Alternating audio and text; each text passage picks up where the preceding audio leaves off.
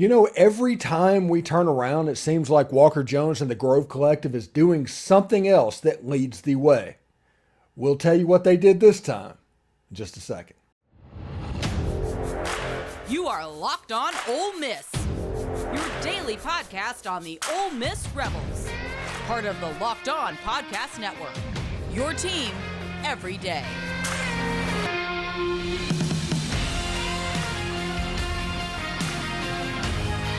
Thanks for making the Locked On Ole Miss podcast your first listen every day. We're free and available wherever you get your podcast, including YouTube. Please subscribe there. We're part of the Locked On Podcast Network, your team every day. Hi, I'm Stephen Willis, and this is the Locked On Ole Miss podcast. Ole Miss and the Grove Collective have joined an alliance. It's the Collective Association. TCA is the acronym du jour. 7 teams that have come together through their collectives to try and instigate change in college football. Now, we heard this earlier today. We saw an article about it on the Ole Miss Spirit. Chuck Rounsaville had it. He's fairly connected at Ole Miss. He's probably the one person at Ole Miss that when he says something, I listen. But he talked about that, and I immediately started trying to research what was going on. What I found out was these 7 schools basically formed together. It's 3 SEC, 3 Big Ten, and an ACC school. Florida State, Michigan, Georgia, Ole Miss, Penn State, USC, and Tennessee. And I'm counting USC as Big Ten just because next year they will be. So that is pretty cool, and it shows Ole Miss absolutely punching above its weight when it comes to a collective. Now, what I don't think people understand is exactly what NIL is. People look at it as a transactional thing. So whenever a player commits or decommits or commits somewhere else early in the recruiting process, they view that as a finality, that NIL is swung one way or another. You've heard many times that, we just couldn't afford him, or the NIL number was much too high. And I've tried to preach to the people that watch this show, whether they listen or not, that's up to them. But NIL doesn't necessarily work like that. NIL is a relationship as it is formed in college football today. It starts when you start recruiting the kid, but you have to get him to commit, get him to sign, get him happy while he's at Ole Miss, and take him all the way through graduation. NIL is a relationship. Pure and simple. It's not a transactional thing that's either won or lost at the beginning. For instance, if a player wants to commit to another school, just because they were able to get a donor to get a player the way they used to get them does not mean their NIL collective is strong. Does not mean their NIL collective is cutting edge. Doesn't mean anything about their collective. It could have the most short-sighted collective in the world and get the best player in college football one time with one donor. I get that. But whenever you are in a state that is poor like Mississippi, because everybody knows Mississippi does not have a lot of money. It's always somewhere between 45 and 50 in the poorest state in the union. That is something we cannot control. The large part of the donor base is going to come from Mississippi. So it would struggle for Mississippi schools to have a good collective unless they think outside the box.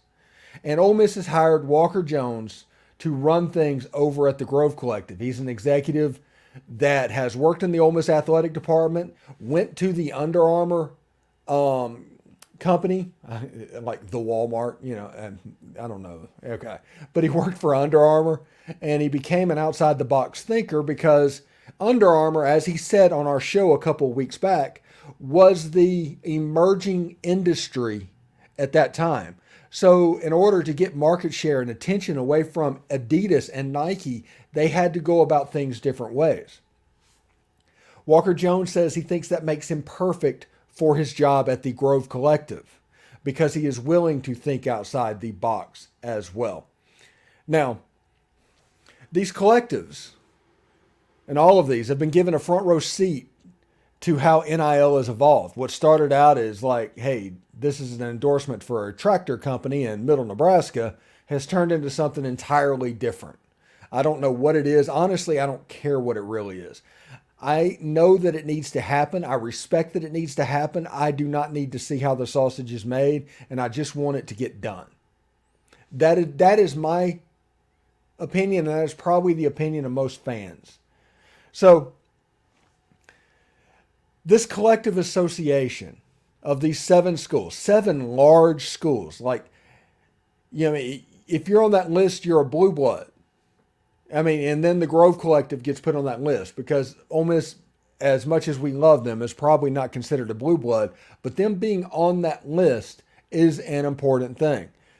The TSA plans to spend some substantial time assisting its peers, whether it be talking through the NCAA's most recent guidance or the memo released in June by the IRS named it nonprofit collectives. The TCA plans to release a revenue sharing model for college athletics that does not require them to become university employees in the coming weeks. This is a really, really smart deal, in my opinion. Now, if you go back and look at my stuff, I guess it was around an Independence Day. I did an episode about how the death penalty is what was needed for college football because I am very much a stick person. Of course, you have to use the stick, but I am a stick person in order to keep people in line. Whenever, in my opinion, if the thought of losing your college football team for a year was on the table, I think a lot of the shenanigans less likely would be happening. And the NCAA, it would be inarguable that their membership is controlled by the NCAA. You don't have a right to be in the NCAA. So they could use that as a way to get around state laws and things like that. That's my opinion. That's what I do. But Walker Jones is a more carrot approach. And he has an idea of getting a group of money together from TV rights, earmarking them for collectives, and letting the collectives work. And becomes more of a uniform thing. Now, it does become an issue to where like Toledo and Georgia come into the same sphere. That it's not revenue sharing at that level. But like Ole Miss and Georgia would be at the same level. Honestly, USC and Georgia would be at about the same level. And the point of this, and I'm going to get Walker on in August to explain what's going on with this. He thinks that to be eligible for this revenue sharing for your collective, this extra money that can help you with athletes and all of this, you have to agree to be governed by this set of the rules. Forget the state laws and whatever's going on. You have to agree to play ball, which this is a nice way of getting to the same place I was in. I actually like this revenue sharing model idea. I think it will work. And as TV money and budgets have exploded in the last 10 years, when I was at Ole Miss, the full athletic budget was $30 million. Now they're on pace this year to get $60 million from TV alone. So the revenue sharing idea, you can get to where you need to be by doing it. Now, when we come back, we are going to talk about donor fatigue because that's becoming a real thing that Walker Jones has talked about, including on my show. We're going to talk about the Champions Now program that is going on right now. You're going to hear about that in the next couple of days when they open up the Manning Center, because that is part of the Champions Now thing. And we're going to tell you how you can subscribe to where you're donating as little as $20 a month to the Grove Collective as a subscription offer. And you can take advantage of the membership perks that they give at different tiers. So that is something that we can look at right now. I do want to let you know that today's show is brought to you by eBay Motors. For a championship team, it's all about making sure every player is the perfect fit. The same is the case when it comes to your vehicle. Every part needs to fit just right. So the next time you need parts and accessories, head to eBay Motors. With eBay's guaranteed fit, you can be sure that every part you need fits right the first time around. Just add your ride to My Garage and look for the green check mark to know if it will fit or your money back. Because just like sports, confidence is the name of the game when you shop on eBay Motors. And with 122 million parts to choose from, you'll be back in the game in no time. After all, it's easy to bring home a win when the parts are guaranteed. Get the right parts, the right fit, and the right prices on ebaymotors.com. Let's ride. eBay Motors Guaranteed Fit is only available to U.S. customers. Eligible items only. Exclusions apply. All right, thanks for making the Locked On Ole Miss podcast your first listen every day. For your second listen today, go to Locked On SEC. Chris Gordy does a fantastic job. I did an Ole Miss preview earlier this week on there. We're working on getting Jeffrey Rush, potentially. He's agreed to do it. It hasn't been set up yet a day when he can do it. And Charles Stackhouse, we're going to get him on the show a little bit in the next couple of weeks as well.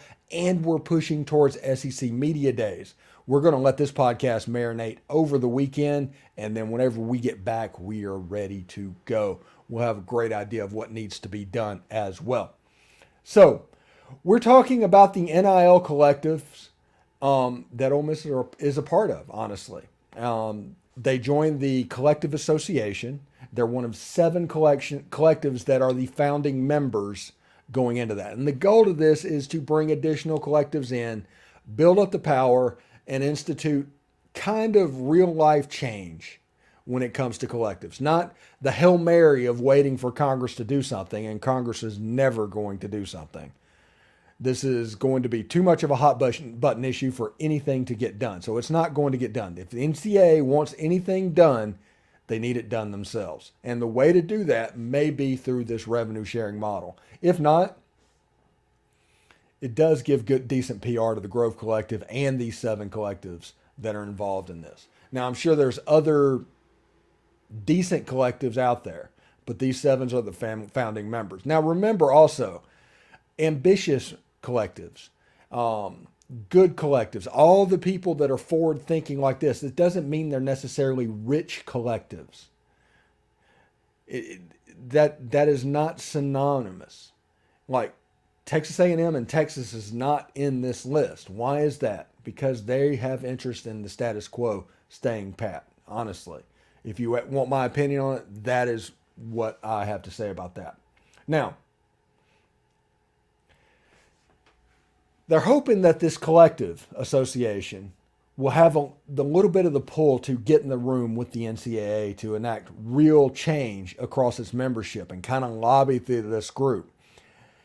Their sentiments are they hope to meet with them. It's hard to predict what the NCAA is going to do in a given situation, but I think the NCAA will meet with a collectives association. Mitt Winter, a college sports attorney at Kansas City-based Kenny Hertz Perry, said, or at least it should, it's clear from some of the public statements by Charlie Bakers and others, they don't have a full picture of what a well-run collective does and how they operate. If I were the NCAA, I would want to meet with the Collectives Association and learn more about them and see if there's any common ground and solutions or even new models for the collectives. Now, this is a write-up about Walker Jones and the Grove Collective. If you have any questions about how much of a high-level collective you have at the University of Mississippi, when Walker Jones took over as the executive director of the Grove Collective in September, he had some heavy lifting to do. Ole Miss was playing catch-up in NIL, a position no collective wants to be in. By late November, the collective topped $10 million in fundraising. It remains one of the top reported totals in the NIL collectives market. While Jones hammered home the importance of donors contributing to the Grove, he made sure that the collective was locating revenue outside of the fan base. That's smart. It's where I talked about different stuff and having to have a different mindset when it comes to collectives. That fits in with what the Grove Collective is doing. And I do realize this is essentially a 2-segment commercial for what the Grove Collective is doing because I think they're doing a fantastic job. That's the reason they're posted on my microphone. I want everybody to see these guys. Now, how do I give to the Grove Collective? That is going to be the question for anybody that's watching the show. How do you do it? Do I need to be a big donor? Any type of money, as Walker Jones says, no type of money is too small. And he has instituted a subscriber model. And we'll get to that in just a second. But the reason he did that is because what he is describing as donor fatigue. and you got the same group of people that are constantly being asked for money, eventually they're going to say no. They're not going to mean to, money is not unlimited. And you're going to find out about this, and you're going to hear about Champions Now. And that is the capital campaign that is at Ole Miss right now. They're about to finish up the Manning Center. They're working on the softball complex. There is facilities work that is being done by Ole Miss sports right now in the way of a capital campaign. And Champions Now is that campaign. And the Manning Center, by all accounts, is fantastic. I talked to Maurice Davis earlier this week. He raved about what the Manning Center could be. His tour around it he was really excited about that. So facilities still plays a role in this, okay? But if Champions Now is hitting somebody up for $200,000 and then NIL is hitting up for $200,000, I think at best you can count on $100,000 going to both places, at best. It's actually possible that the person just tells you to kick rocks and why you keep asking for money. But one thing that Walker Jones was kind of ingenious with was this subscriber-based model. And I talked about this, it's probably been 18 months ago. Like my first YouTube show for Locked On was about this. And NIL is going after smaller and smaller donor amounts. It is going to suck all of the oxygen out of the room. It is actually going to compete, NIL is, with the sites that are subscription models around college football at the moment. Because where would your $10 a month be better served? On a message board, or actually going with the procurement and keeping of players around your institution? It's a no-brainer. And message board and content it's increasing with collectives to the point where they're going to be able to compete at a level that these others are not even going to be able to compete with. Now, it's not saying it's good or bad. I'm just saying what it is and what's going on. And that's one of the reasons I'm so excited about the Locked On brand. It's completely free content. It's completely about your program.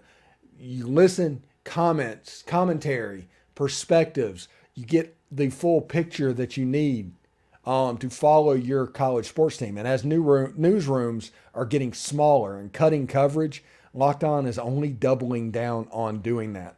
So stick around for that as well. There's a chance we could blow up over the next year, even more so than we have in the last year. So pay attention to that as well. Now, this is the NIL world that we live in. I'm not saying it's a good thing. I'm not saying it's a bad thing. I'm saying it's a thing. It's a thing that we need to respect and pay attention to. And we don't need to view it as a transactional thing.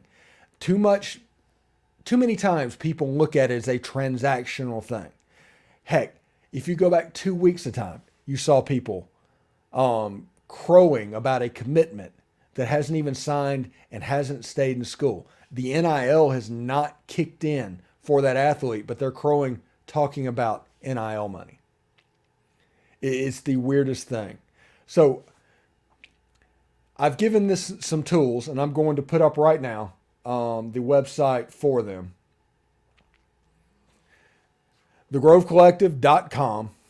You can donate as little as $20 a month to the Grove Collective. I think they have message boards, they have shops, they have all kinds of content that you can be access to depending on the tier that you are in. Like I said, Walker does a fantastic job, and the collective as a whole has done a decent job as they try to bridge the gap between us and much larger fan bases. So anyway, when we come back in the next segment, we will talk about the game with the Georgia Bulldogs. Should be a really, really good game, and honestly, really fun, because once you take the pressure of winning or losing out of a situation, you can kind of learn what is going on. Anyway, stick around. Thanks for making the Locked On Ole Miss podcast your first listen every day. For your second listen, check out Locked On SEC. But we are part of the Locked On Podcast Network, and my everydayers can attest to the fact that we've been doing this schedule thing for about a week and a half or 2 weeks at this point. And we're going to continue through Mississippi State. Now, I'm pretty excited. all about this football team. Hi, I'm Stephen Willis. It's the Locked On Ole Miss podcast. But I'm also real. And the Georgia Bulldogs are the favorites this season to win another national championship, their third in a row. This is a game that Ole Miss is going to be playing in Georgia.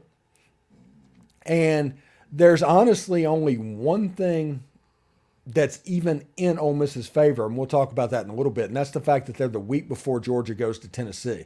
Georgia's two most difficult games are probably the Ole Miss game and the Tennessee game, which is back-to-back as well.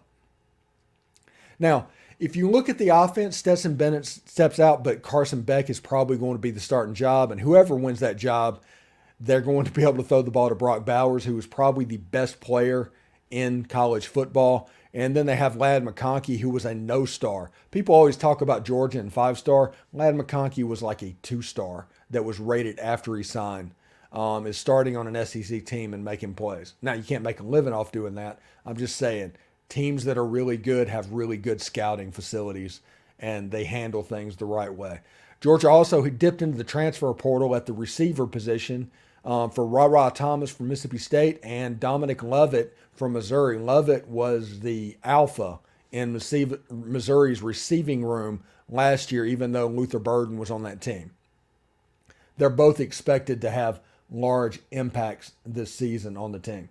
Now, their defense, it says on here, believe it or not, 2022 was a real rebuilding year on that defense. That's clear to see when you look at the returning production on 2023. It always starts up front where grizzled veterans Zion Logue, Nazir Stackhouse, Trammell Walther, and Warren Brinson are back. Younger guys like Tyrion, Ingram Dawkins are expected to have a massive impact, while Michael Williams, who missed most of the spring for a relatively minor foot surgery, is back on the bunch. Now, the final analysis is on this, and we're going to keep this relatively short, well, kind of relatively short, but Georgia's the favorite to win the national championship for the third straight year. The back-to-back champions are just as talented as they have been the past two seasons, if not more so. Now, Stetson Bennett is gone, and he was a good quarterback, but Carson Beck, I mean, the assembly line of five stars that they have, you think they're going to be able to find one. That's what stacking elite classes on top of each other will do for you from a roster standpoint. Ultimately, it will come down to the quarterback battle if the Bulldogs are going to make history with a three-peat. Inexperience is an issue, but the staff is confident in the guys battling it out. Georgia should field another elite defense to go with a big play offense and a manageable schedule. The schedule is actually a little bit of a joke. It almost doesn't even look like an SEC schedule, but part of that is because Georgia is so good. Now, if you look at the teams that won the back-to-back national championship, it was like Alabama in 2011, 2012, something like that. And the Nebraska Cornhuskers in the 90s went back-to-back. Those are the three teams in the last 30 years that have gone back-to-back. I don't think anybody is three-peated. So you would think that Georgia, this would be the year that they would mess up. If not, history is absolutely in the cards for this team that has basically replaced Alabama. It's silly to think about it, but what Alabama was in 2011, 2012, how dominant, when you think of Alabama, this Georgia team has become that. Their running game, they have the kid from Germantown in Mississippi. I forget his name. I think it's Brandon something. Really, really good player. I noticed him in mop-up time in the national championship game. He's kind of a dude. They've compared him to Nick Chubb. And if people want to get scared, they should get scared. Because everything on this Georgia team starts from having an elite offensive line and an elite defensive line. And they build off of that with elite players as well. Now, going to Georgia in that time of year is probably not ideal, okay? But this is the schedule before and after Ole Miss. On the 28th, they're at Florida. On the 4th, they're versus Missouri. The next week, they play Ole Miss. So there's no game that is going to get their attention before the game. Now, afterward, I did mention this. There's a game at Tennessee, which is probably the biggest game on their schedule and the most difficult game on their schedule. But it is not a difficult schedule. The two most difficult games that they have is versus Ole Miss and at Tennessee, with at Tennessee having that. Georgia has an 89% chance of winning that game, Ole Miss an 11% chance, according to the FPI. And what that means is if the game was played at 100 times, Georgia would win 89 and Ole Miss would win 11. That's what that means. And I just think that Georgia is going to be able to pull off another undefeated run this season. We're seeing something pretty special and a dynasty that is absolutely in the works at the moment. Now, if you look at the W's and L's, I did mark that up as an L. Ole Miss right now sits at 7-3 in my list over the week. Ole Miss is going to be favored in their last two games. So if you play the numbers, Ole Miss should be 9-3, although that Egg Bowl game can get weird. But that is what we're looking at currently. Now, whenever you sit here and look at these games and you try to figure out what's going to work, what's not going to work, injuries, 15 different things could happen to influence the outcome of a football game. This one I'm not sure about. Now, when I was at the Under Armour All-American game, there was a person from the AJC, which, by the way, if you're an AJC person covering Georgia right now, good luck, buddy. But there was an AJC person there that was describing the Georgia Bulldogs. And he said in 2024, that's the first year of the 12-team playoff, Texas and Oklahoma, all of that happening.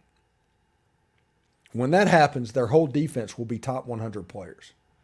Now, to put that in perspective, if Ole Miss has a signing class of 4 top 100 players, it is considered an elite signing class, something that should be celebrated to the nth degree. Georgia can have upwards to 4 or 5 top 10 players. They're cooking. Their machine is absolutely working. Their collective is doing the things they need to do. You are looking at what the modern college football team looks like. Now, here's the other thing that you need to remember. And I think coaches have really long memories. Kirby Smart's first year, they came to Oxford, and Ole Miss absolutely killed them.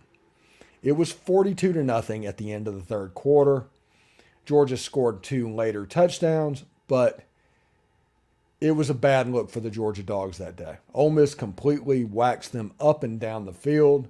In fact, that was probably the swan song of the Hugh Freeze era, looking back on it. But Ole Miss ended up winning that game like 45-14. Coaches have long memories. And even though Hugh Freeze is not on the sideline, I don't know if Georgia's going to take it out on Auburn or if Georgia's going to take it out on Ole Miss, but we'll see exactly what happens. I know that Hugh Freeze gets them first, so maybe a little bit of that sting will be taken off, a little bit of that rose, that bloom off the rose is going to be taken off of it a little bit. But Georgia has the most talented in this conference by a significant amount. Texas A&M, Alabama is probably tier 2. Tier 3 is LSU. I mean, that's the way it sits right now. Georgia will likely win this football game. Upsets happen. I've seen Ole Miss go over there with Walker Jones. We talked about him with that when he was on the show, talking about the Grove Collective, about him running down with Brock Kreitz, Hines Ward, this play in like 1995 or 1996 that was the turnaround that allowed them to be ready for that 1997 run. Upsets happen. I don't know if this is a game that you should look for an upset on. Seriously. Anyway, should be pretty good. Anyway, thanks for making the Locked On Ole Miss podcast your first listen every day. We're free and available wherever you get your podcast, including YouTube. We're part of the Locked On Podcast Network. Your team every day. My everydayers. We're going to go towards SEC Media Days next week. We're going to try and get Charles Stackhouse. We're going to try and get Jeffrey Rush. Those are players that are coming up in the short-term future. We also have some other stuff that we're looking at that could possibly happen down the road as well. So hope everybody enjoys that. I hope everybody has a great weekend. Before this, like I said, I recorded this one a little bit early, so if something happens, I may have to do a reaction to it. But overall, nice little 3-day weekend to get ready for media days and to get started to go. So I hope everybody has a great weekend. As always, hotty toddy.